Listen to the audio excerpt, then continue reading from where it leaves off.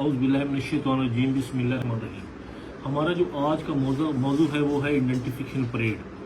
तो सबसे पहले आएंगे कि आइडेंटिफिकेशन परेड किस सेक्शन के तहत होती है, इसका पर्पज़ क्या होता है और ये कब ज़रूरी होती है। ये 3 ग्राउंड्स पे।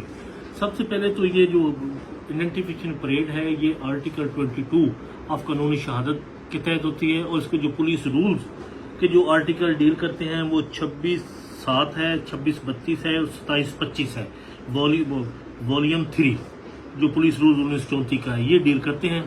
और ये ज़रूरी उस वक्त होती है कि जब किसी मुल्ज़िम की जो आइडेंटिटी है वो कंसील हो और उसको वो पहले से न जानता हो, उसके लिए कंप्लीटली स्ट्रेंजर हो।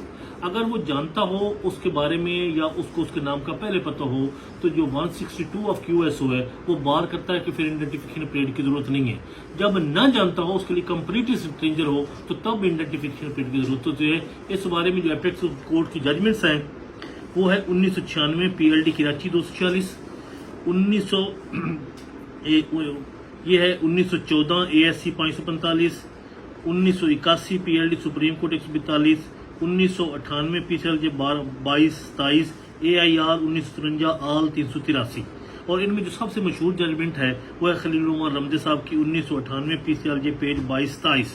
और इसमें उन्होंने करार दिया है कि अगर थोड़ा सा भी डाउट हो जाए कि वो एक इलाके के रहने वाले हों या पहले कबल थोड़ी बहुत भी जान पहचान हो, अगर ये बात सब मिसाल पर आ जाए तो जो पूरा प्रोसीजर है आइडेंटिफिकेशन परेड का वो जो है वो कोलैप्स कर जाएगा। इसका जो दूसरी बात है ये कब जरूरी होती है, ये उस वक्त ज़रूरी होती है कि जब गवाह ने उसके ग्लिम्प्सेस को देखा हो, उसके जो डिस्क्रिप्शन है वो FIR में बयान की हो, उसके खुलिये के बारे में बात की हो और उसको मुकम्मल तौर पे ना देखा हो और ये वो कहे कि वो सामने आने पे शनाख्त कर सकता है, ये उस वक्त ज़रूरी होती है। इस बारे में जो जजमेंट है वो है इस बारे में जो जजमेंट्स हैं वो है 1981 PLD supreme court 142, 1981 SCMR page 671, 203 PLJ CRC Karachi 46 DB की जजमेंट है।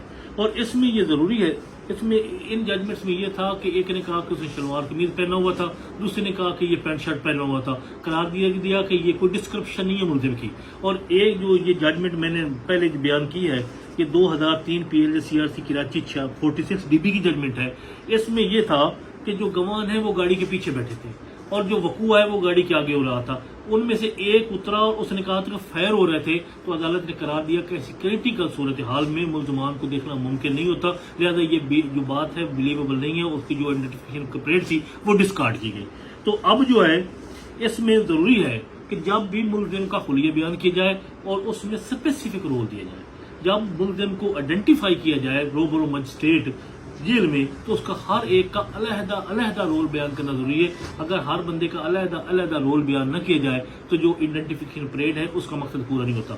और इसमें बड़ा मशहूर केस है कि हमें पाकिस्तान से पहले का वो है लाल सिंह वर्सेस दी करौन और लाल सिंह वर्सेस दी करौन और ये है 1924 ILR पेज है 396।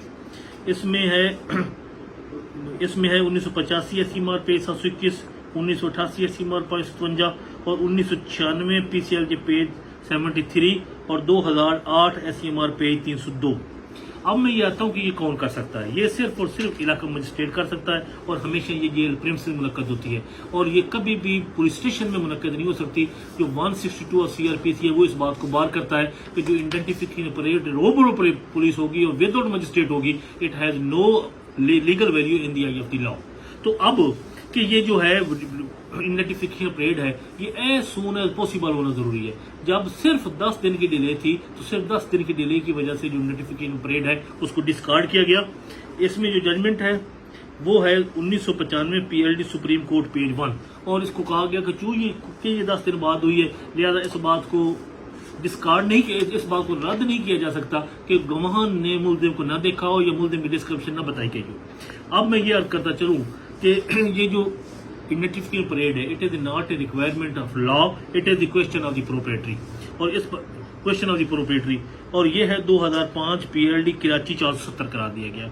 अब जो इसकी एविडेंटरी वैल्यू है ये ना तो कोई डायरेक्ट एविडेंस है और ना ये सपोर्टिंग पीस ऑफ एविडेंस है, बल्कि ये कोलैबोरेटिव पीस ऑफ एविडेंस है कि अगर ये collaborative piece of evidence with coupled other evidence नहीं होगी तो जो इसकी वैल्यू है वो एक वीकेस्ट टाइप ऑफ एविडेंस होगी। तो इस बारे में जो जजमेंट्स हैं وہ ہے 1958 PLD سپریم کورٹ پیج ہے 290 1985 PLD سپریم کورٹ پیج ہے 11 1984 SCMR پیج ہے 995 1993 SCMR 550 1985 SCMR پیج 686 اور اس میں یہ قرار دیا گیا کہ اگر بچہ ہو جس سے آئیڈینٹیفائی کرنا ہو تو اس سے پہلے حساب سے جو آرٹیکل 3 قانون شہادت میں جو کرائٹیریا دیا گیا ہے کہ ٹیسٹیفائی کرے کہ وہ شہادت دینے کے قابل ہے اور اس کی جو آئیڈینٹیفیکیشن پریڈ ہے اس کو ہمیشہ بڑی کیئر اور کوشش دیکھا جائے گا.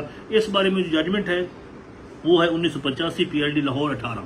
تو اب میں آ جاتا ہوں کہ یہ ویکسٹ ٹائپ ایویڈنس کس طرح ہے کہ اگر مقدمے میں صرف آئیڈینٹیفیکیشن پریڈ ہو, آئیڈینٹیفیکیشن پریڈ کے علاوہ کوئی نہ ڈائریکٹ ایویڈنس ہو, نہ ہی کوئی سپورٹنگ پیس آف ایویڈنس ہو, نہ کوئی ریکوری ہو, نہ کوئی ادر مٹیریل ہو, تو یہ قرار دیا گیا کہ یہ ویکسٹ ٹائپ آف ایویڈنس ہے اور اس بنیاد پہ سزا نہیں دی جا سکتی. اور اس بارے میں ججمنٹس ہیں وہ ہے 1985 PLD supreme court 1 1982 SCMR page 129 AIR 1952 Calcutta 423 اور اس میں یہ قرار دیا گیا کہ اگر کوئی سپورٹنگ یا ڈائریکٹ ایویڈنس نہیں ہوگی تو صرف جو آئی پریڈ ہے ویکسٹ ٹائپ آف ایویڈنس.